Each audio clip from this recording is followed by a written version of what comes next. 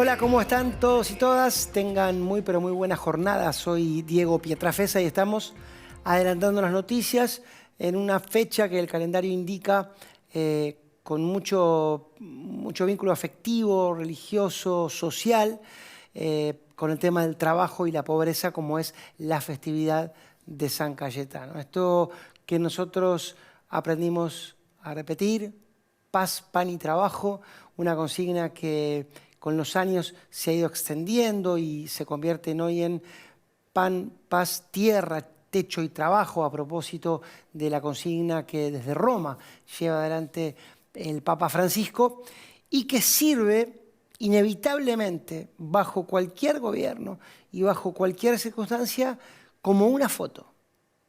Lo que pasa en Liniers, en el santuario de Liniers, siempre es una foto para mirar. Y nosotros también vamos a mirar una foto en el día de hoy. Vamos a mirar una foto de la pobreza con una entidad de la Universidad Católica Argentina que acaso sea la que más sepa de esto en nuestro país. No se vayan, compartimos con ustedes nuestros anunciantes y comenzamos. En Vicente López la seguridad siempre fue una prioridad. Tenemos más de 2.000 cámaras funcionando y sumamos más patrullas en las calles. Porque cuando de seguridad se trata, no tenemos excusas. Trabajamos para mejorar ayer, hoy y siempre. Vivamos Vicente López.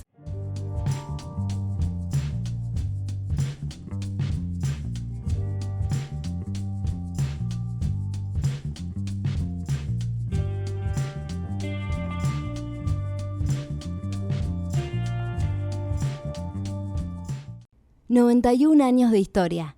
Conoce el Palacio Legislativo. Agenda tu visita guiada en legislatura.gov.ar. Legislatura porteña. Nos une a la ciudad.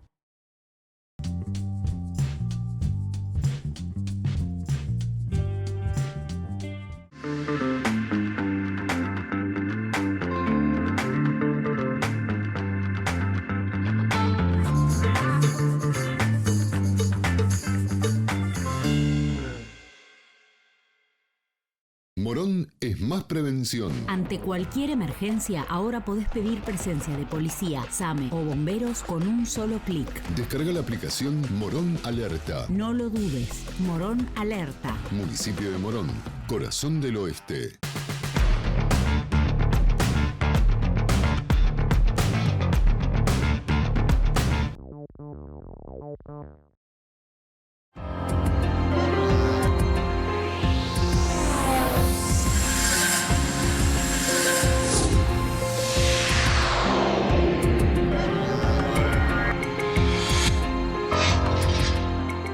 Como lo dijimos en nuestro mensaje de introducción, en esta fecha, 7 de agosto, tan cara a la religiosidad popular vinculada con una figura como la de San Cayetano, que engloba mucho más que una estatua de cera en una iglesia, sino un sentimiento de trabajo y de esa relación con la dignidad de los trabajadores que se expresa cada año. Queríamos hablar el día de hoy con alguien que conoce muy de cerca el fenómeno de la pobreza, como es Agustín Salvia, él es director del Observatorio de la Deuda Social Argentina de la UCA. Hola Agustín, muchas gracias por tu tiempo, te damos la bienvenida. ¿Qué tal? Estamos muy bien. Un placer compartir con ustedes. El placer es nuestro y muy contentos de hablar con vos. Gracias, Walter, también por estar con nosotros como cada semana. Bueno, lo hablábamos también fuera de cámara.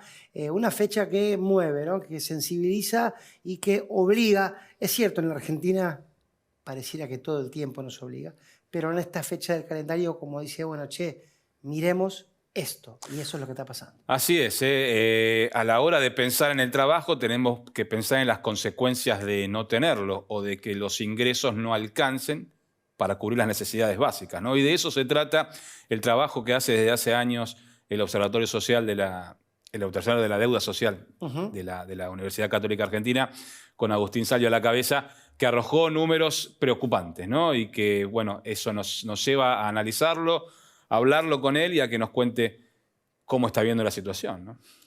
Agustín, lo primero que quería preguntarte entonces es un panorama general de esto que ustedes están viendo desde el observatorio. Bueno, sí, desde hecho lo venimos monitoreando desde hace tiempo. Bueno, te diría que los problemas deudas sociales en Argentina desde hace 20 años y venimos mostrando, monitoreando un proceso de que más allá de los cambios en el ciclo económico hay un deterioro estructural, ¿no?, de la sociedad en términos de exclusión social de una capa que se va cristalizando en las condiciones de exclusión, no solo en cuanto a capacidad de consumo, sino en condiciones de vida y capacidades de trabajo incluso. Pero remitiéndonos al escenario actual, diríamos que hay un deterioro que no comenzó con el 10 de diciembre, que hay además de un deterioro histórico, el último ciclo de crisis ya comienza en el cuarto trimestre del año pasado, donde las tasas de 39% de pobreza que teníamos en enero, febrero, marzo del 2023, que ya eran altísimas, se elevan al 45% en el último trimestre del año. Y que las tasas del 9% de indigencia, personas que no cubren la canasta básica alimentaria, a valor de hoy aproximadamente 400.000 pesos para una familia tipo, trepaba al 15%. Entonces, a partir de ahí devino un proceso que ya no era sostenible, la inflación crecía, el plan electoral llamado Plan Platita de consumo y tener más circulante en movimiento que hacía que se sintiera que uno tenía capacidad de consumo pero no capacidad de ahorro y por lo tanto todo se licuaba rápidamente. Eso ya no se sostenía, ni se sostenía la parálisis económica. Eventualmente podemos pensar que lo que ocurrió en diciembre fue un blanqueo de la situación en el marco de una política económica determinada, pero viniera quien viniera tenía que desarmar la trampa de pobreza, estancamiento que se estaba generando, esta nueva trampa de pobreza y estancamiento que se estaba generando a fin del año pasado, o a lo largo del año pasado, que te diría que viene desde antes, pero que bueno, toma su forma en el 2022 y 2023, y este desarme produce una devaluación, con un colchón inicial que hace un salto inflacionario y no se cubren, no se compensan ese salto inflacionario producto de la devaluación con haberes en los sectores laborales formales, ni informales, ni en haberes jubilatorios o los programas sociales. Lo cual diciembre-enero significa una fuerte reducción de la capacidad de ingresos de los hogares, en donde lleva las tasas de pobreza e indigencia a niveles muy altos. Nosotros habíamos hecho proyecciones al respecto que superaban el 55% de pobreza y que incluso superaban ya el 17-18% de indigencia. Ahora bien, esta situación se agrava en un contexto en donde también una política recesiva, se reduce la obra pública, afecta al empleo público de construcción, al empleo privado de construcción, pero vinculado a la obra pública, aproximadamente 40.000 trabajadores, más algunos otros de otras actividades conexas, y produce un efecto de desocupación en otros 60.000 puestos de trabajo formales, que al tamaño de la crisis, donde el nivel de actividad habría caído un 10%, haber tenido 100.000 trabajadores desocupados en estos 3 meses es poco, relativamente poco frente a la crisis. Esto es para señalarlo, no es que no es dramático, pero desde el punto de vista estadístico no fue grave. La mayor gravedad estuvo puesta en el sector informal de la economía, porque la reducción de la capacidad de consumo de las clases medias, producto de que los obreros ganaban menos y que las clases medias profesionales ganaban menos y los pequeños productores o comerciantes ganaban menos, en ese contexto se reduce la demanda de bienes y servicios del sector informal. Y si bien el gobierno compensa la pérdida o parte de la inflación con un aumento importante en la asignación universal por hijo, o en la tarjeta alimentaria entre los sectores pobres y más pobres, con los programas sociales, no es suficiente para compensar la caída que tuvo el nivel de actividad del sector informal. Es decir, los pobres crecen, la indigencia crece porque los trabajadores que eran pobres del sector informal caen en la indigencia, mientras que las clases medias, con cierta capacidad de consumo y también un fondo de reserva, caen en la pobreza. Sufren menos esas clases medias que lo que sufre el sector pobre informal. Pero de todas maneras tiene un piso, un colchón, que son el aumento, la duplicación o un aumento por sobre la inflación de las asignaciones familiares, las tarjetas, y en un contexto donde va cayendo la inflación, van valiendo un poco más esos recursos, y también valen un poco más los recursos de los sectores trabajadores formales, porque empiezan a recuperar salarios en la negociación colectiva, ya sea formal o informal con las empresas, y el segundo trimestre del año, donde un primer trimestre, como dije, el primer trimestre termina con 55% de pobres, dentro de los cuales hay un 20% de indigentes. Ya el segundo trimestre del año comienza con un proceso primero de estabilización o amesetamiento, y después de lenta recaída de la pobreza en esos niveles que estarían girando alrededor hoy del 50%, y la indigencia del 20% estaría girando alrededor del 18%, producto de que mejoran las remuneraciones, se estabiliza la crisis y baja la inflación.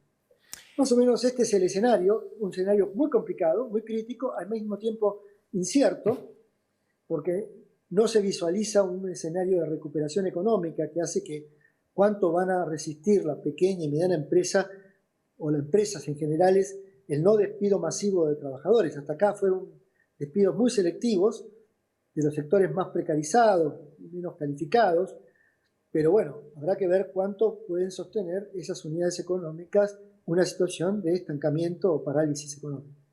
Una foto muy completa, Agustín, lo que pasa es que es una foto horrible. Sí, sí, muy triste, ¿no? Recordaba, hace unos años se hablaba de una pobreza estructural, Sí. o sea, en la Argentina del orden del 25%, y estamos hablando de una pobreza del 55% y una indigencia del 20%. Esa involución que estamos viendo en materia económica y en materia social, sobre todo, nos va llevando a que el piso de pobreza estructural sea cada vez más alto, Agustín. Y Walter, con cada crisis crece ese piso de pobreza estructural. Lamentablemente en Argentina en los últimos 30 años, 40 años venimos con esa dinámica, ¿no? Por eso ya no somos la sociedad que éramos en los años 60, 70, ni siquiera 80. Hay un quiebre importante en el contexto de la dictadura, pero ya no existe la familia Mafalda, claro, con proyección de movilidad social ascendente. Lo que existe son familias como las de Manolito empobreciéndose, ¿bien? O las de Libertad empobreciéndose, incluso la propia familia de Mafalda. Digo, lo pongo en el escenario de nuestro gran Caloi, pero la cuestión es que básicamente hay un proceso de retroceso, y hoy por hoy son sectores marginales, pobres, esos que veía Mafalda cuando caminaba y veía que había un chiquito marginado pidiendo dinero. Hoy por hoy eso tiene un volumen muy importante que alcanzaría el 30% o más de la población, en términos de que tiene privadas condiciones básicas de desarrollo humano. Educación de muy baja calidad, la escuela es un lugar de contención y de alimentación o de asistencia más que de formación o educación. La salud, por mucho no hay labor preventiva y siempre en todo caso es atención primaria de la salud para atender la emergencia, pero no para resolver problemas estructurales y crónicos. Obviamente el trabajo se precariza cada vez más y hay una cultura del trabajo informal y una economía del trabajo informal que hace que pequeños beneficios en una transacción comercial sean consideradas una gran ventaja, cuando en realidad lo que debería ocurrir es mayor inversión, con mayor composición tecnológica, de conocimiento, capaz de producir bienes y servicios más competitivos. Para ese 30% de la estructura social argentina, que estructura económica y social argentina, está cada vez más lejos de la frontera tecnológica y de la frontera del avance productivo y del conocimiento, ya no digamos a nivel internacional, de la frontera que ponen los segmentos más dinámicos de la sociedad argentina. Agustín, te escuchaba atentamente. Si uno pudiera hacer una curva mucho más amplia, ya no de los últimos 5 o 10 años, está claro que uno también entiende por qué este desencanto que tiene la sociedad con la democracia, entendiendo que cualquiera puede mirar hacia atrás y decir, bueno, si la democracia es básicamente no solamente el respeto a las opiniones de todos, sino sobre todo un sistema que permita que todos vivamos de la mejor manera posible, si eso no ocurre, es lógico que haya un cuestionamiento. Y mucho más lógico es que ese cuestionamiento después tome las expresiones partidarias que tome, porque en realidad las expresiones son justamente el resultado de otro problema, que es que, bueno, nadie vive como vive hace 40 años. Nadie vive. Ninguna familia vive como hace 40 años. Ahora, ¿vos crees que este es solamente un fenómeno argentino? ¿O es un fenómeno que puede ampliarse? Quiero decir, la precarización laboral, la extensión de la jornada laboral, el consumo exacerbado, la incapacidad de poder responder a todo lo que el consumo nos ofrece, esta insatisfacción de la vida, ¿crees que se reduce a nuestra geografía o que también es parte de un sistema global? Mira, hay un fenómeno global, que es efectivamente hay un proceso de cambios tecnológicos importantes que hacen que ciertos trabajos vayan quedando atrás y ciertas calificaciones se vayan rezagando y que devengan procesos de desempleo, precarización o subempleo en el contexto de estos atrasos tecnológicos, al tiempo que hay procesos de movilidad social ascendente a través de nuevas formas de trabajo y de nuevas formas de organización del trabajo y de conocimientos que se demandan para esos trabajos. Y el fenómeno global es heterogéneo, va en los dos sentidos. Hasta ahora el balance a nivel de los países occidentales no es un balance negativo desde el punto de vista del mundo del trabajo, es un balance que está dejando más demanda de bienes y servicios de nueva generación que pérdidas de trabajos de vieja generación. Pero ese fenómeno que con toda su complejidad ocurre en una Europa o en unos países desarrollados donde la economía crece más o menos continuamente 1, 2, 3% anual, en la Argentina ocurre en un contexto de estancamiento, de no crecimiento en los últimos 12, 13 años. Y esa falta de crecimiento hace que esos procesos de reconversión no se den tan fácilmente, que tengan un costo más negativo que positivo, es decir, que sea más lo que se pierde en los procesos de reconversión que en lo que se gana, porque no se está creando la nueva demanda de trabajo bajo nuevas formas tecnológicas, sino bajo nuevas formas de explotación laboral o formas marginales, el rape o los trabajos de plataformas marginalizadas, que aprovechan el excedente de mano de obra disponible y genera una autoexplotación forzada de cada uno y de competencia con el prójimo. Entonces, bien, estas formas no son virtuosas. Ahora, eso que te estoy contando, que muestra un problema en Argentina, que no es típico de Perú, Chile, Brasil, México, porque los procesos de crecimiento acompañan un proceso de reconversión productiva. Eso no quiere decir que superen la pobreza, pero sí que significa que van acompañando lo que está ocurriendo a nivel global, con tasas de crecimiento que más o menos pueden ir aprovechando esos procesos de reconversión.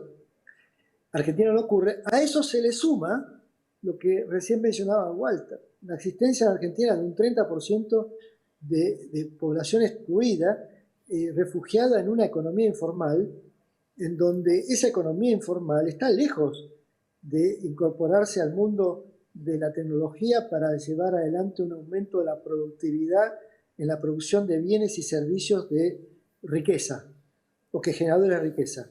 Te diría que los grandes aprovechamientos que están teniendo los sectores pobres e informales de las nuevas tecnologías es como difundir plataformas de juego, como mecanismo de desafío a la pobreza, más que de generación de nuevas formas de trabajo donde se vendan bienes y servicios a través de esa plataforma.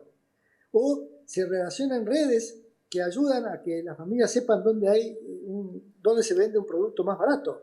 O un comedor. Pero no para producir bienes o servicios de mercado capaces de generar ingresos y de mejorar la situación. Entonces, la Argentina es una Argentina heterogénea, estructuralmente heterogénea, con una fuerte composición de clases bajas muy, muy crónicas, ya pobres crónicas, clases medias muy vulnerables, algunas de las cuales en ciclos como estos caen en la pobreza, y otro sector medio profesional, altamente dinámico, integrado a la economía global y a la cultura de consumos globales.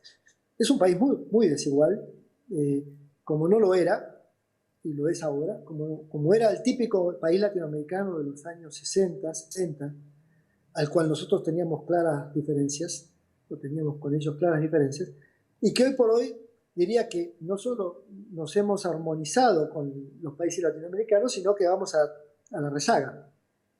Walter. Porque esos países van produciendo fenómenos de integración social, aunque lentos, lo van produciendo, y nosotros lo que estamos produciendo es mayor expulsión social. Bueno, precisamente de eso te quería preguntar, ¿no? Porque históricamente hemos visto que esa desigualdad tenía como consecuencia una migración desde el interior del país hacia la capital, hacia las grandes ciudades, en busca de una oportunidad para salir de la pobreza. Y por estos días estamos viendo la expulsión, ¿no? Sobre todo de mucha gente joven saliendo a buscar oportunidades fuera del país. ¿Coincidís con esto? ¿Estás viendo un cambio en relación a los movimientos que se están dando en función de este crecimiento de la pobreza y de falta de oportunidades que se observan en el país desde hace años?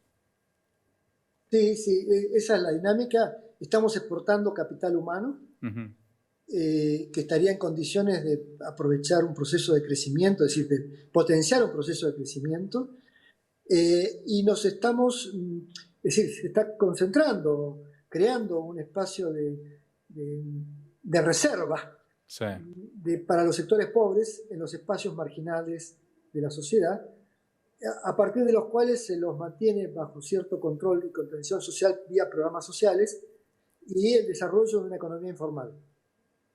Parece un mundo de películas, ¿no? de literatura. Es decir, segmentos muy dinámicos que están integrados al mundo, que viajan, que hacen sus negocios en el mundo, que son profesionales del mundo, y después jóvenes de clases medias que emigran porque no encuentran espacio dentro de la economía argentina, y sectores pobres que no tienen a dónde emigrar y que les conviene mucho más quedarse en el país y bajo ese espacio de reserva de la marginalidad, de cuidado de la marginalidad, sin posibilidades ni perspectiva de futuro. Entonces, es un escenario muy complejo, muy dramático, que la única manera de salir de este escenario es obviamente no expulsando a los pobres, sino incorporándolos al mundo del trabajo, para lo cual se requiere más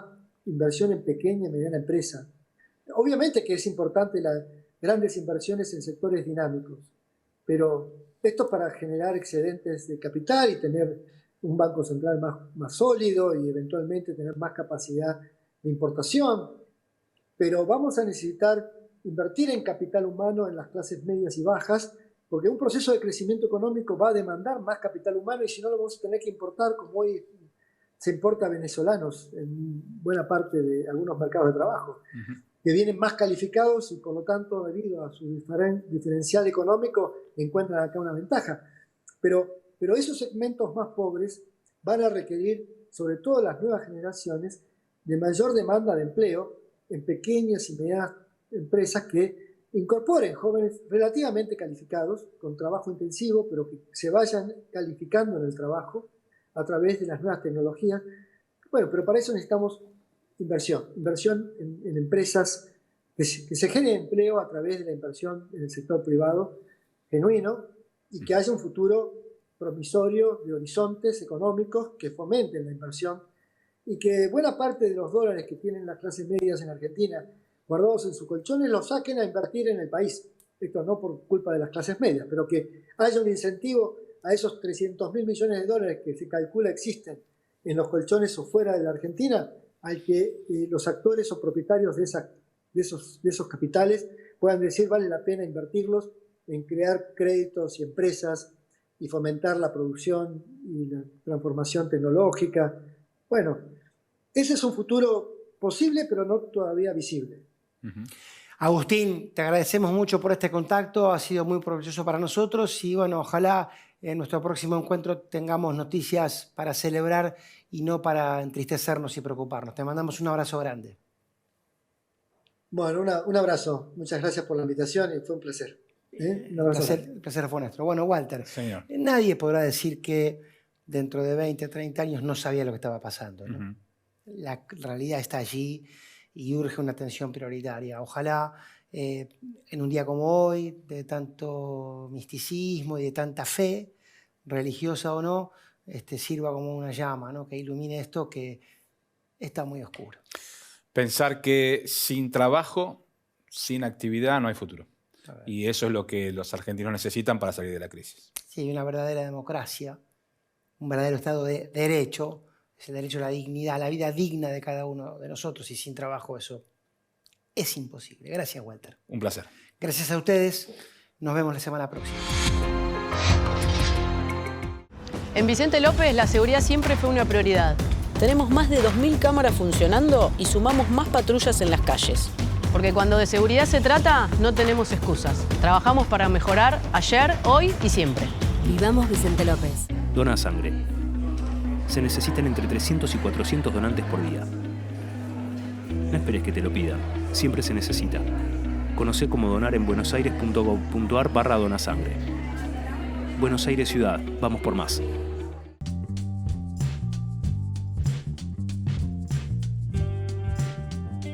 Morón es más prevención. Ante cualquier emergencia, ahora podés pedir presencia de policía, SAME o bomberos con un solo clic. Descarga la aplicación Morón Alerta. No lo dudes. Morón Alerta. Municipio de Morón, corazón del oeste.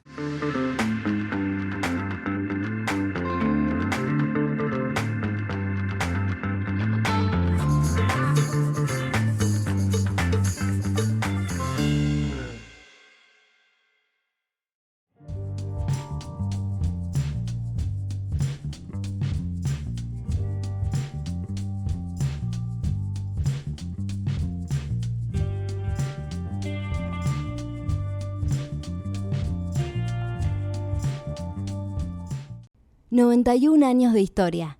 Conoce el Palacio Legislativo. Agenda tu visita guiada en legislatura.gov.ar. Legislatura porteña. Nos une a la ciudad.